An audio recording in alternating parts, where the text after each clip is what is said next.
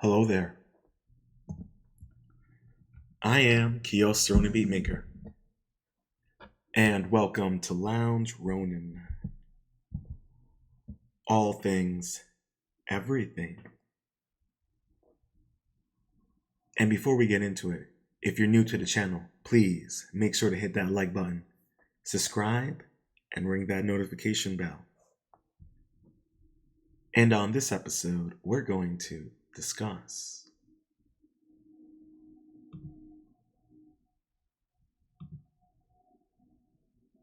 Hebrew Bible, centuries older than once thought. Without further ado, let us get into it.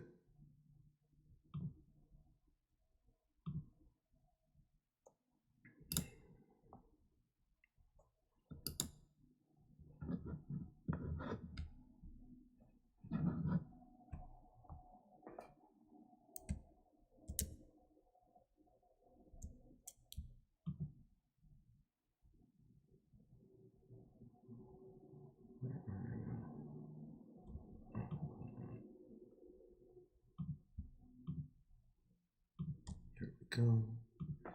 All right, let's do it.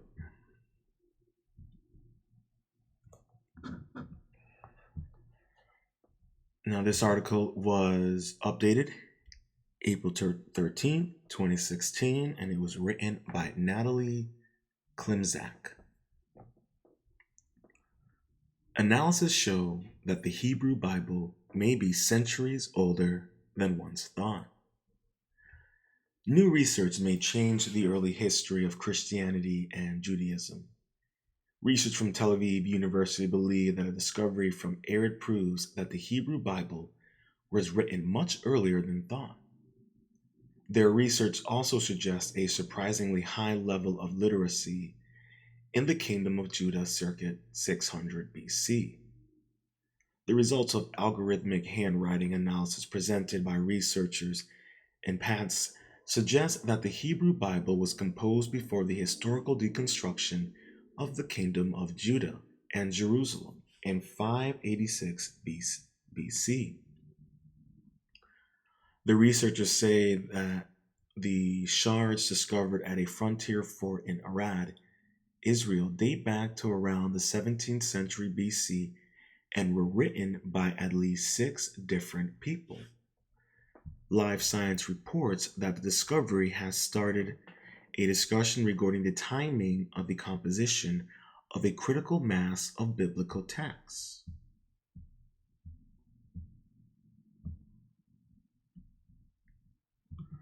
The use of cutting-edge computerized imagery processing and machine learning tools allowed the researchers to analyze 16 linked inscriptions unearthed at an excavation in the remote fort of Arad. The researchers designed an algorithm to distinguish between different authors, then composed a statistical mechanism to assess the findings, and in the end, they eliminated the probability that the texts were written by a single author. Here we have an image of Ostraka, ink inscriptions on clay from the Iron Age fortress of Arad, located in arid southern Judah.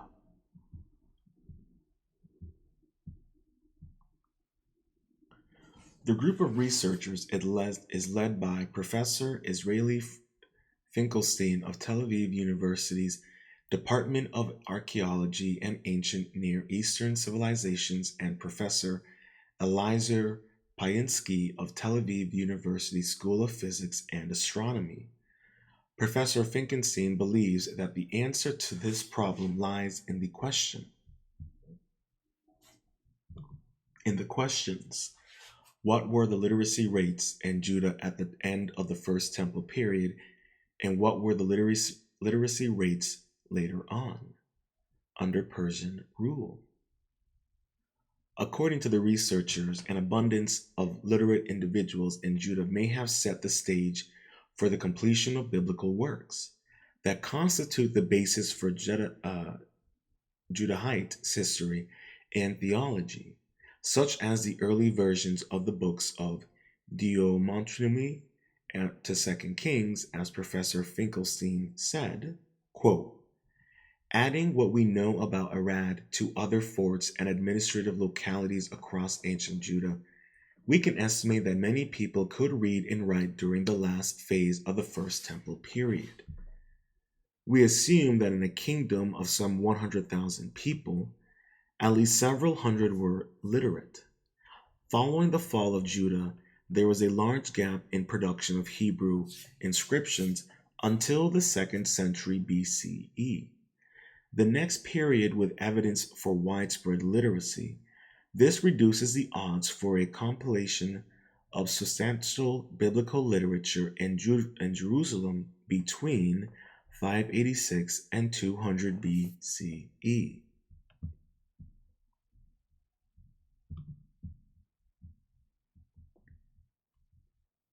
Moreover, Professor Peiskak believes that they found intricate evidence of the existence of an educational infrastructure which could have enabled the composition of biblical texts.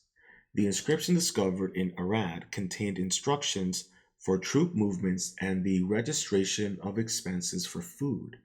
This suggests that literacy existed at all levels of administrative, military, and priestly systems of Judah.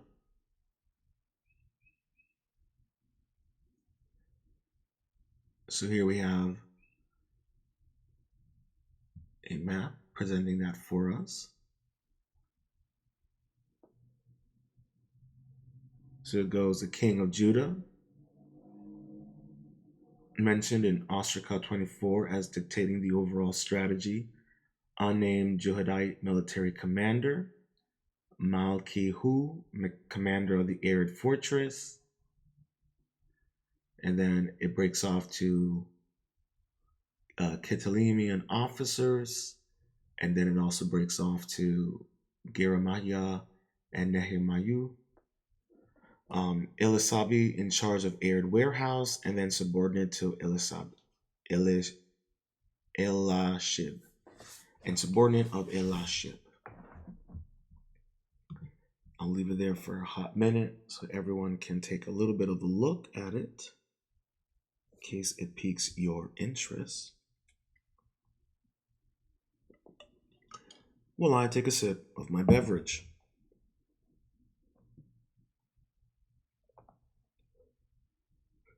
Let's continue.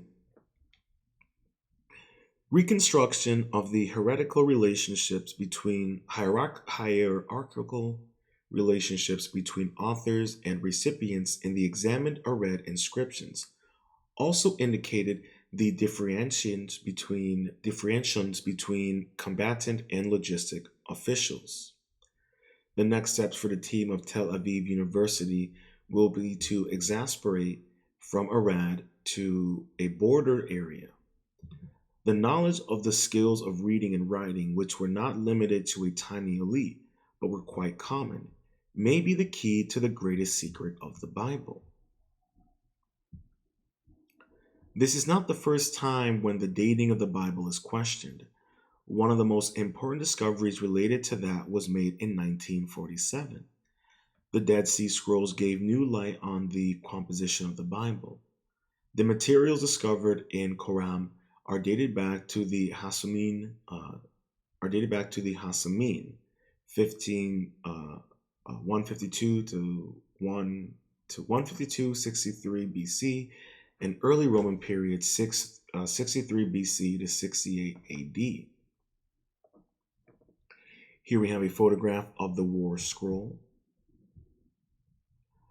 Nowadays, scholars agree that the text may be even older than people used to believe, due to the comparison of the composition. It is known that the writers who created the Bible described events from times before the birth of Jesus.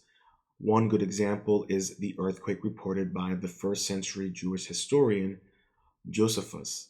The catastrophe apparently took place circa 31 BC, but according to the scrolls, it happened in the writer's lifetime.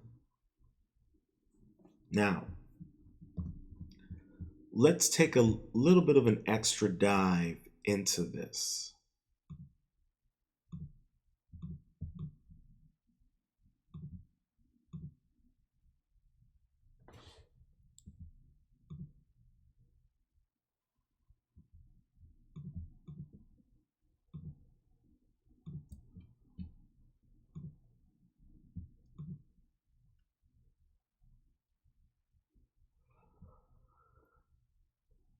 Now, we're going to read the PNASA scientific journal entry regarding this. Now, we're not going to read the entire thing, but we're going to just read a little bit. If you guys are interested in furthering your dive, I'll make sure to put it in the description box. If I didn't, just let me know in the comments. So here we go. Algorithmic handwriting analysis of Judah's military correspondence sheds light on composition of biblical texts. These are by the same researchers that we were just discussing and listening to in the previous article. So let's get to it. And this was written in April 11th, 2016. Significance. Scholars debate whether the first major phase of completion of biblical texts took place before or after the deconstruction of Jerusalem in 58 BCE. Prolification of literacy is considered a precondition for the creation of such texts. Ancient inscriptions provide important evidence of the prolification of literacy. This paper focuses on 16 ink inscriptions found in the desert fortress of Arad, written 600 BCE. By using novel image processing and machine learning algorithms, we deduce the presence of at least 6 authors in this corpus. This indicates a high degree of literacy in the Judahite administrative apparatus and provides a possible stage setting for completion of biblical texts. After the kingdom's demise, a similar literacy level reemerges only to 100 BCE. Abstract. The relationship between the expansion of literacy in Judah and composition of biblical texts has attracted scholarly attention for over a century. Information on this issue can be deduced from Hebrew inscriptions from the final phase of the First Temple period. We report our investigation of 16 inscriptions from the Judahite desert fortress of Arad, dated 600 BCE, the eve of Nebuchadnezzar's destruction of Jerusalem. The inquiry is based on new methods of image processing and document analysis as well as machine learning algorithms. These techniques enable identification of the minimal number of authors in a given group of inscriptions. Our algorithmic analysis complemented by textual information reveals a minimum of 6 authors within the examined inscriptions. The results indicate that in this remote fort literacy had spread throughout the military hierarchy, down to the quartermaster and probably even below that rank. This implies that educational infrastructure that could support the composition of literacy texts in Judah already existed before the destruction of the First Temple. A similar level of literacy in this area is attested again only 400 years later, 200 BCE. Based on biblical exegesis and historical considerations, scholars debate whether the first major phase of completion of biblical texts in Jerusalem took place before or after the destruction of the city of the Babylonians in 586 BCE. A related and also disputed issue is the level of literacy, that is, the basic ability to communicate in writing, especially in the Hebrew kingdoms of Israel and Judah. The best way to answer this question is to look at the material evidence. The corpus of inscriptions that originated from archaeological excavations, inscriptions citing biblical texts or related to them, are rarely found, for 2 Jerusalem amulets possibly dating to this period echoing the priestly blessings in Numbers 6:23-26, See references 4 and 5.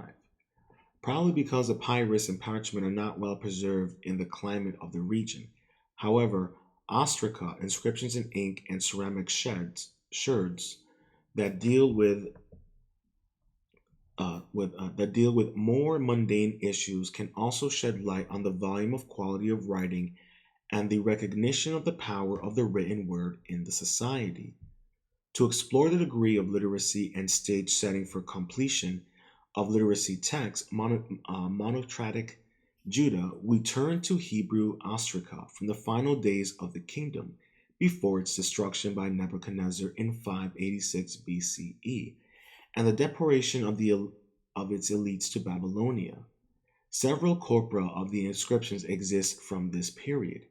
We focus on the corpus of over 100 Hebrew ostraca found at the fortress of Arad, located in arid southern Judah, on the border of the kingdom of Edom.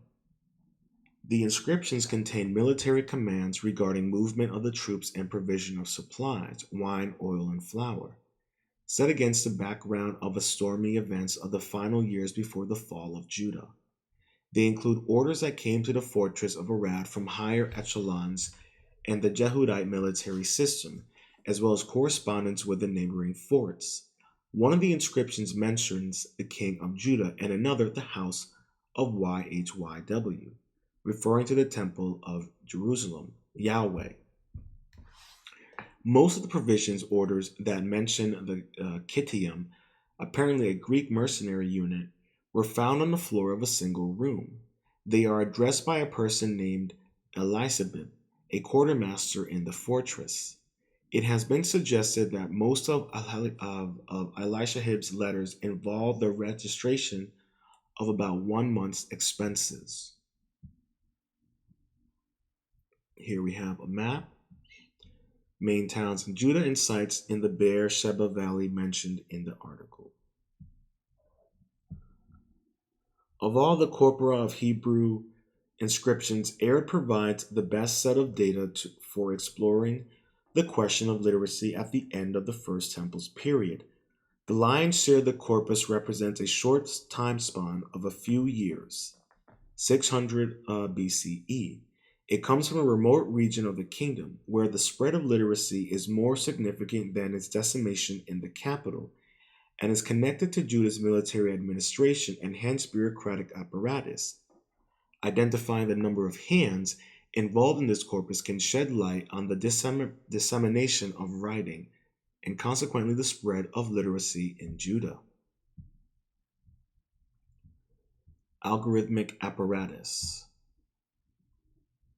One might try to use existing computerized algorithms for automatic handwriting comparison purposes. However, an algorithmic analysis of the Arad corpus via readily available means is hampered by several factors. First, the poor state of preservation of ostraca could not be remedied by existing image acquisition methods. Second, the imperfect digital images present a challenge for image segmentation enhancement methods. Finally, recognizing hands via documents analysis algorithms is a tantalizing problem even in a modern writing setting. Consequently, we develop new methods for image processing and document analysis as well as machine learning algorithms. These techniques allow us to identify the minimal number of authors represented in a given group of ostraca. Here we have an image of ostraca from Arad. The poor state of preservation, including stains, erased characters, and blurred text, is evident.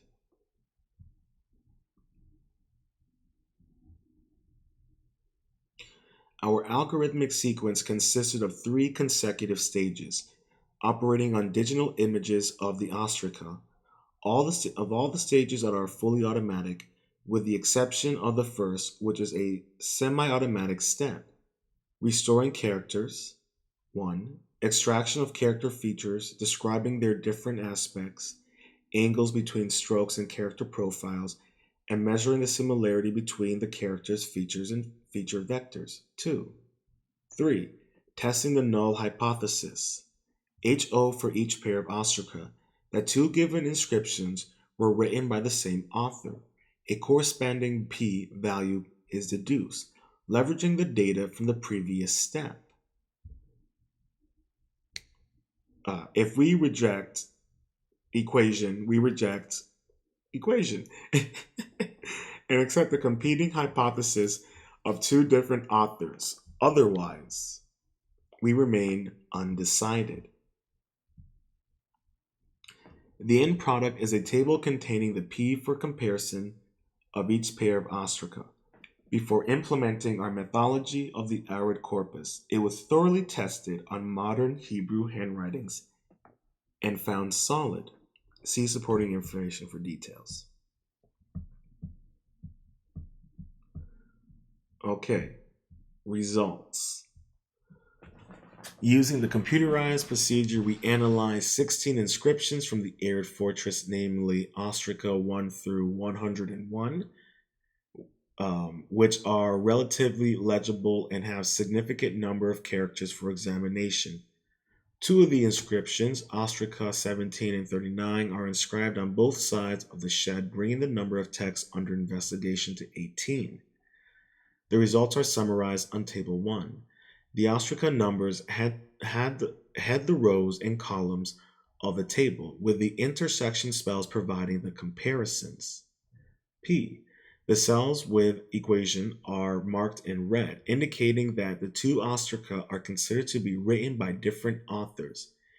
We reiterate that when P, well, the equation, we cannot claim that they are written by a single author. Yeah, my math skills are not up to par with this scientific paper, but I am doing my best. So please make sure to hit that like button, subscribe, and leave a comment with your thoughts below. The results allow us to eliminate the minimal numbers of writers in tested inscriptions. For example, the examination of Ostraca 7, 18, 24, and 40 reveals that their authors were pairwise distinct. In fact, 6 such quadruplets can be identified in Table 1, rendering the existence of at least 4 authors as highly likely. See supporting information for details. Therefore, based on the statistical analysis, it can be deduced that there are at least 4 unique hands in the tested corpus. Our algorithmic observations can be further supplemented by the textual and archaeological context of the ostraca, deliberately avoided until this point. In particularly, the Purasic list of names in Ostraca 31 and 39 were most likely composed at Arid as opposed to Ostraca 7, 18, 24, and 40, which were probably dispatched from other locations. As per the table, Ostracon 31 differs from both sides of Ostracon 39. We can thus conjure the existence of 2 additional authors, totaling at least 6 distinct writers.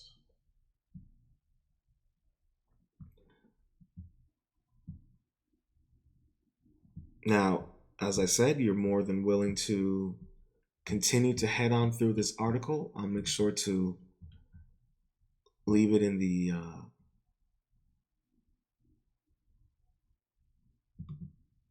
description box. But there you have it.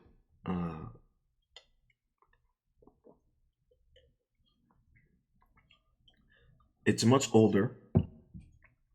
These texts, it's all older. We know that. We can establish that. Much of what we have been told is either much older than what we truly know, or it's much closer. I don't know. It really depends on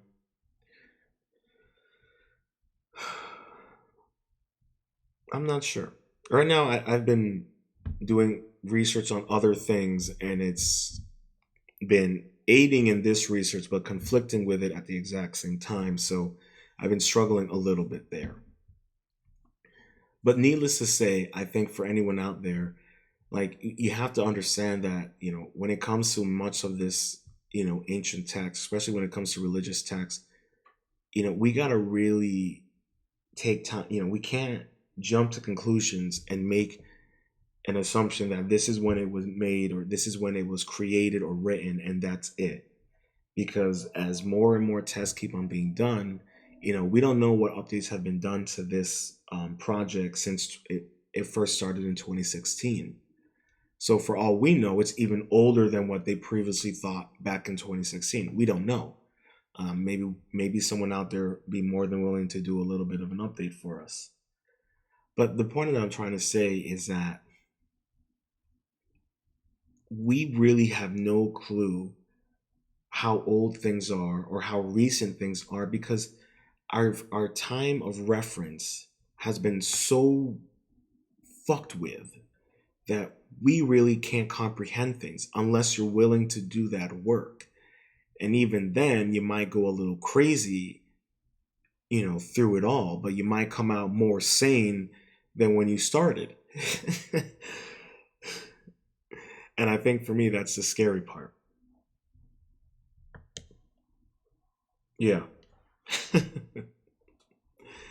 Truly. But, for everyone out there, what are your thoughts? What are your contemplations regarding Holy Scriptures?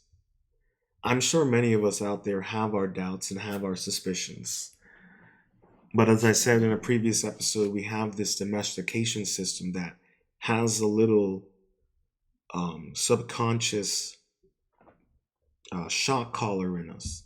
And anytime we begin to question our reality or our perception of reality or history or religion, it shocks us internally, unconscious or consciously. And we react to it to such an extreme manner that we will disown people, we will harass people. It's unfortunate what they have done to us. But I remain vigilant, I remain hopeful, and I remain proud. But I think people out there really need to take these type of things into consideration.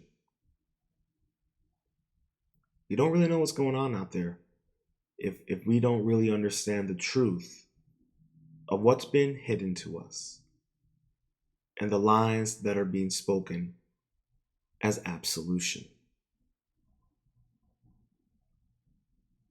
I hope you enjoyed this episode